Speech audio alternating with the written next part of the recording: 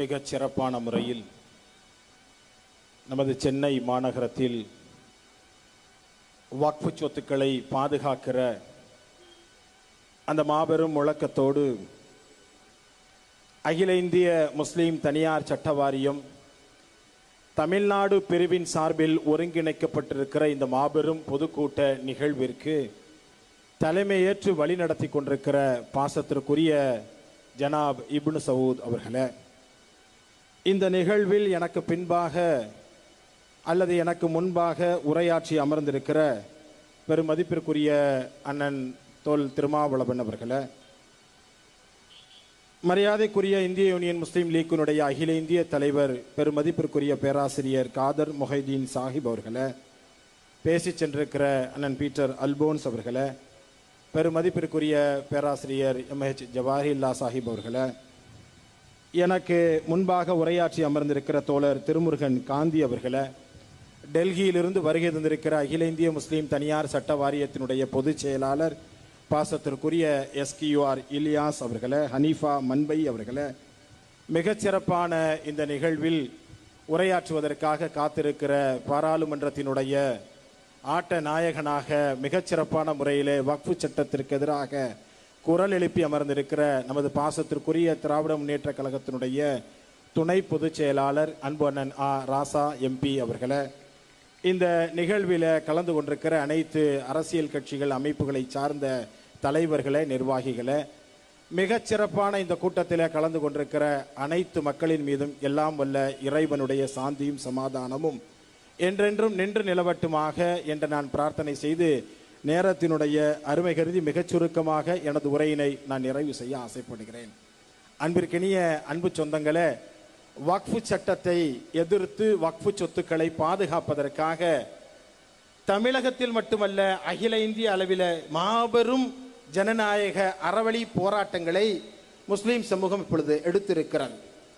முஸ்லீம் சமூகம் மட்டுமல்ல, இந்தியாவினுடைய அரசியலமைப்பினுடைய வரலாற்றை எடுத்துக்கொண்டால் CAA NPR NRC சட்டத்திற்கு அடுத்தபடியாக ஒரு மாபெரும் ஜனநாயக எதிர்ப்பு குரல் இந்த நாட்டினுடைய அனைத்து மக்களாலும் முன்வைக்கப்பட்டிருக்கிறது என்று சொன்னால் அது இந்த வக்ஃபு திருட்டு சட்டத்திற்கு எதிராக முன்வைக்கப்பட்டிருக்கிறது என்று சொன்னால் அது மிகை அல்ல.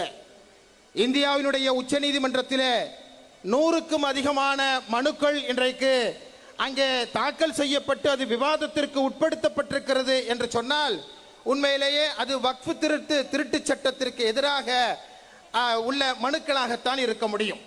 பாராளுமன்றத்தை எடுத்துக்கொண்டாலும் தமிழகத்துடைய சட்டமன்றத்தை எடுத்துக்கொண்டாலும் திராவிட முன்னேற்ற கழகமும் இந்தியா கூட்டணியினுடைய MPக்களும் நாடாளுமன்றத்தில் இந்த சட்டத்திற்கு எடுத்து வைத்த வாதங்கள் என்பவை உண்மையிலேயே வரலாற்று குறிப்பில் இடம்பெற வேண்டியவை, இனி வரக்கூடிய காலத்தில் முன்மாதிரியாக காட்டப்பட வேண்டியவை.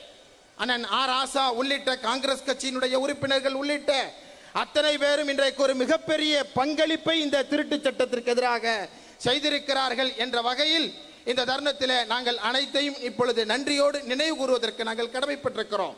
தமிழகத்துடைய சட்டமன்றத்தில் உண்மையிலேயே ஒரு புரட்சியாய் சட்டமன்றத்திலே ஒரு போராட்ட குரலை எழுப்பிய தமிழகத்துடைய முதல்வர், அதுபோல இதற்கு எதிராக சட்டமன்றத்திலே கொண்டு வரப்பட்ட தீர்மானம் அத்தனையும் இந்த சிறுபான்மை முஸ்லீம் சமூகம் மட்டுமல்ல, நாட்டினுடைய அத்தனை மதச்சார்பற்ற சிந்தனை கொண்ட மக்களும் இன்றைக்கு மறக்க மாட்டார்கள்.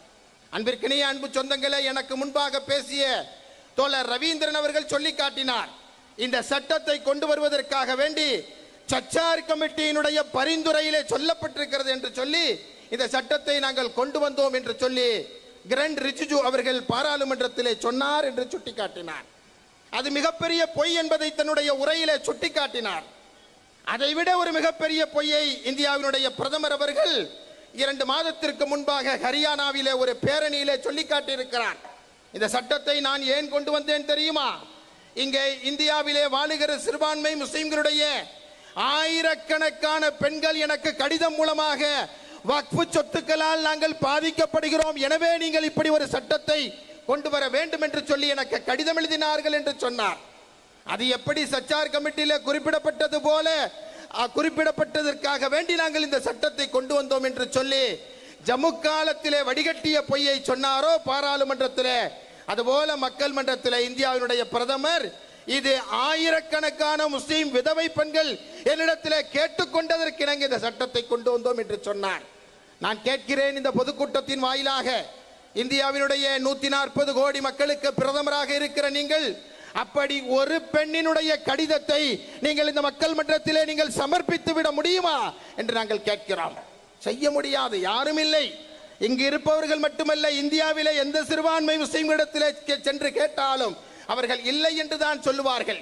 எங்களுக்கு தெரியும் எது ஆடு எது ஓனாய் என்பது தெரியாத பெண்கள் அல்ல, அந்த அளவிற்கு விழிப்புணர்வு இல்லாத பெண்கள் இந்த சமூகத்திலே இல்லை. நான் எதற்காக இதனை சுட்டி காட்டுகிறேன் என்று சொன்னால், ஏதாவது ஒரு காரணத்தை சொல்லி ஏதாவது ஒரு விஷயத்தை சொல்லி இந்த நாட்டிலே வாழுகிற மக்களை மதங்களாக பிளவுபடுத்துகிற நடவடிக்கையை தவிர இந்த 11 ஆண்டுகளிலே நரேந்திர மோடியுடைய அரசு இந்த நாட்டு மக்களுக்காக செய்தது என்ன என்று ஒன்றையாவது சொல்ல முடியுமா?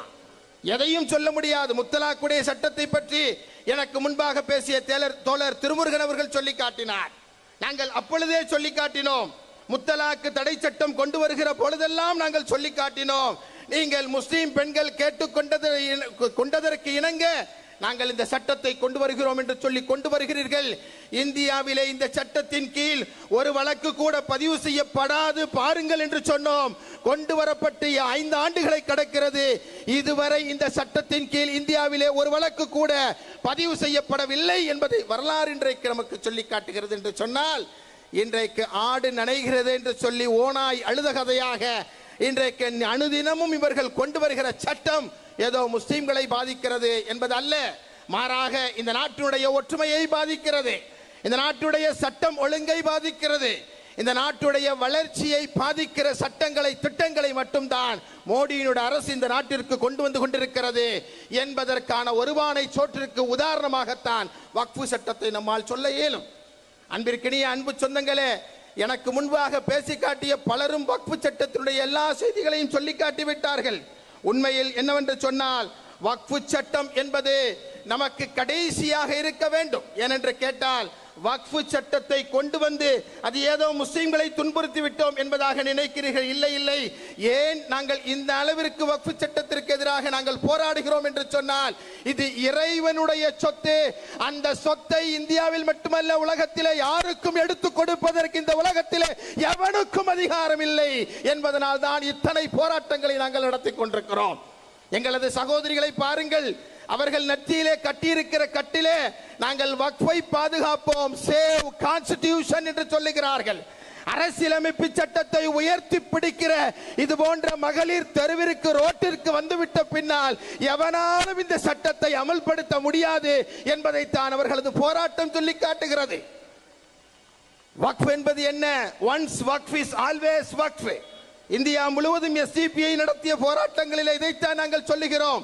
ஒன்ஸ் வக்ஃப் இஸ் ஆல்வேஸ் வக்ஃப். ஒரு முறை வக்ஃப் செய்துவிட்டால் இந்த உலகம் உள்ளளவும் அதனை கொடுத்தவரே திரும்ப பெற்றுக் கொள்வதற்கு கூட உரிமை இல்லை என்று சொல்லுகிறார்கள். அந்த உரிமையை நாங்கள் எடுக்கிறோம் என்று சொன்னால் சிவன் சொத்து குலநாசம் என்று சொல்வதை போல அது உங்களையும் இந்த நாட்டையும் மோசமாக பாதித்துவிடும் என்று சொல்லி கிளிப்பிள்ளைக்கு சொல்வதை போல நாங்கள் சொல்லுகிறோம். அதனையும் மீறி இந்த சட்டத்தை கொண்டு வந்தே தீர வேண்டும் என்று நினைத்தால் இறைவன் நிச்சயமாக இதற்கான சரியான பதிலடியை தருவான் என்று நம்புகிற கூட்டமாக நாங்கள் இருக்கிறோம். எனவே அன்பார்ந்த அன்பு சொந்தங்களே, மோடி இப்பொழுது ஒரு பெருநாள் வாழ்த்தை சொல்லியிருக்கிறார். கடந்த ஹஜ் பெருநாளைக்கு நல்லிணக்கம் மேலோங்கொட்டும் என்று சொல்லியிருக்கிறார். அதற்காக வேண்டி இந்தியாவினுடைய ஒரு பிரதமர் சிறு துரும்பை கிள்ளி போட்டிருப்பாரா? மகாராஷ்டிராவிலே மாடு அறுப்பதற்கு தடை என்று கூட நீங்கள் சொல்லலாம். ஆனால் ஆடுகளை அறுப்பதற்கு கூட அந்த சந்தையில சென்று அதனை வாங்குவதற்காக நீங்கள் தடை செய்தீர்களே. உத்தரப்பிரதேசத்திலே சந்தையை பக்ரீத் பண்டிகையை முன்னிட்டு நீங்கள் மூடினீர்களே. நீங்கள் நல்லிணக்கம் மேலோங்கட்டும் என்று சொல்லி பெருநாள் செய்தியாக சொல்லுகிற நீங்கள் உத்தரப்பிரதேச முதல்வரையும் மகாராஷ்டிராவுடைய முதல்வரையும் அழைத்து அந்த சந்தைகளை திறந்து விடுங்கள், முஸ்லிம்களுக்கு அரசியலமைப்பு சட்டம் தந்த உரிமையை அவர்கள் பின்பற்றட்டும் என்று சொல்வதற்கு உங்களுக்கு திராணி இருக்கிறதா?